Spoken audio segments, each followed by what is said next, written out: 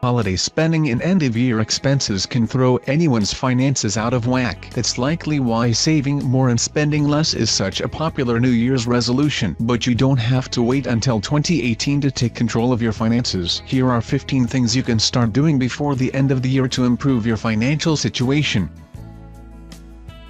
Set one major financial goal. Ryan Inman, a fee-only financial planner for physicians at Physician Wealth Services, recommends setting one major financial goal for the coming year that you can start making progress toward now. To achieve it, break the goal into smaller, more manageable goals and actually put them in a calendar to set deadlines. Inman said, "Not only will this keep you accountable, but it will also help you achieve a bigger goal over time that you might otherwise have been reluctant to tackle," he said. Create a budget at the first of each month. Creating a budget to stay on top of your finances can be the key to developing better money habits. Club Thrifty co-founder Holly Johnson said she and her husband create a zero-sum budget at the beginning of each month to plan where every dollar that comes in will go. Budgeting is easier when you start with the right budget template. We talk over our planned spending, our bills, and any extras we need to account for during the coming month, Johnson said. "We have done this every month for years now, and I credit a lot of success to these monthly meetings and the accountability they bring to our lives."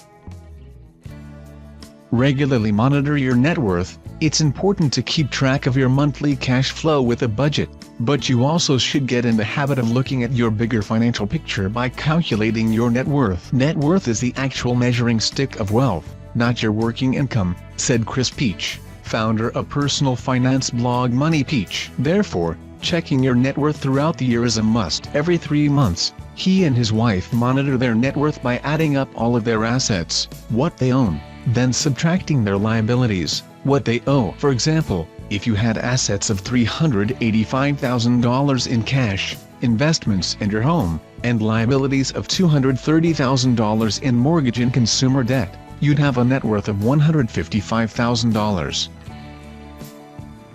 Make a weekly credit card payment. To stay on top of the holiday shopping season, start making weekly rather than monthly credit card payments. This is one of the good habits Johnson has adopted to stay on top of her finances, and it's also a good way to dig yourself out of debt. "I think it's far too easy to disassociate from credit card spending because you don't see the money leave your account right away, so I force myself to be accountable by paying our cards off weekly," Johnson said. "This helps us stay on budget while also making us accountable for everything we charge."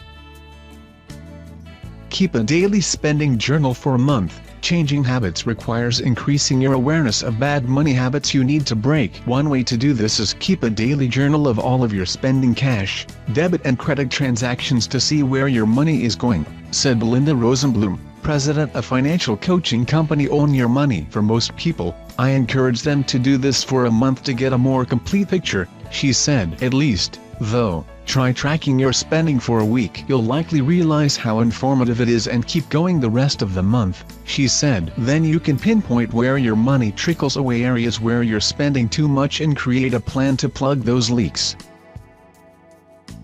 Ask for receipts for all purchases. Retailers often ask whether you want a receipt, and your default response might be no because you don't want that paper piling up in your wallet or purse. However, if you want to develop better money habits, Rosenblum recommends asking for receipts whenever you spend money. Put your receipts in a specified location daily so they do not get lost, she said. Then you can use them to maintain your spending journal, stay on top of your budget, or check them against your account balances to make sure there are no incorrect charges.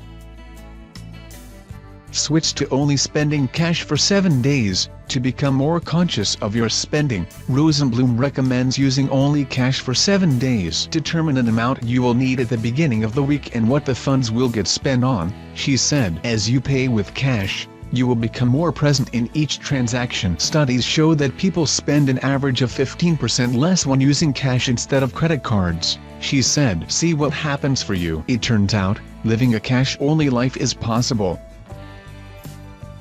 Devote time daily to getting organized. It's hard to stay on top of your finances if you're not organized. Rosenblum recommends getting in the habit of spending 15 to 30 minutes daily going through piles of mail, cluttered drawers or catch-all baskets. Sort bills that need to be paid, check account balances online and file receipts or other important documents. This is key to peace of mind and focus, she said. Nickname your bank accounts. A Go Banking Rate survey found that 39% of Americans have $0 in a savings account. A great way to motivate yourself to save is to name your savings accounts based on how the money will be used, such as emergency fund or home down payment, and to set up automatic transfers from each paycheck. By naming our savings accounts and funding them automatically every paycheck, we are not only assigning our money a job but also associating emotions around each account, Inman said. For example, his family's travel savings account allows them to save on regular basis for vacations to places they have always wanted to visit. Recently, we have changed its nickname to Iceland Family Trip, Inman said. If there was a bigger purchase we wanted to make, we both know we wouldn't rob our Iceland family vacation fund in order to buy something that isn't as important or wouldn't give us the same satisfaction and joy. The more personal you can make it, the less likely you are to overspend in the short term. Save 10% of each paycheck for retirement. One of the better money habits you should adopt is saving for retirement. Carla Deering, founder of online financial planning service Someone80, recommends saving 10% of your income. For example, to save for retirement with a $50,000 salary, you should set aside $5,000 annually or about $417 each month to reach the 10% mark. Have that amount automatically deducted from your paycheck and deposited in a 401k or similar retirement account. Then the money comes out before you have a chance to spend it on something else, Deering said. Save your bonus, overtime or promotion pay. It is tempting to treat your year-end bonus or other unusual income as play money, Deering said. Don't do it. Instead, commit to a new habit. Sock away these lump sum amounts immediately, then leave them alone. You should do the same with any other financial windfalls such as tax refunds or gifts. If you add this money to your retirement savings account, you can reach your savings goal faster. Commit to a no-spend month. After finishing your holiday shopping, Deering recommends resetting your spending habits by taking a no-spend month. This is a great way to jump-start a savings campaign, and it can make a big difference in your personal balance sheet, she said. Commit to spending only on necessities for a 30-day period. That means taking your lunch to work, embracing free entertainment options and, if possible, walking or biking to work rather than driving. Not only will you save a lot of money during this 1-month period, you may find yourself re-evaluating old spending habits altogether and deciding you prefer your own creative, low-cost alternatives, she said. Do an insurance checkup. Deering recommends getting in the habit of doing an annual review of your insurance coverage. This is one of the good habits you can start before the end of the year to ensure your assets are protected from potentially catastrophic losses in the new year. Review your home, health and auto insurance policies to make sure you have enough coverage to protect your savings and your family in case of a medical, legal or other emergency, she said. Schedule monthly financial date nights. To get on the same page financially, couples should talk about money regularly. Deering recommends scheduling a monthly financial date night with your significant other to share your expectations and goals for your money. Use the meeting time to assign money-related tasks, talk about future financial decisions and review progress toward your long-term goals, she said. This regular investment in keeping your joint financial house in order will pay huge dividends for your relationship.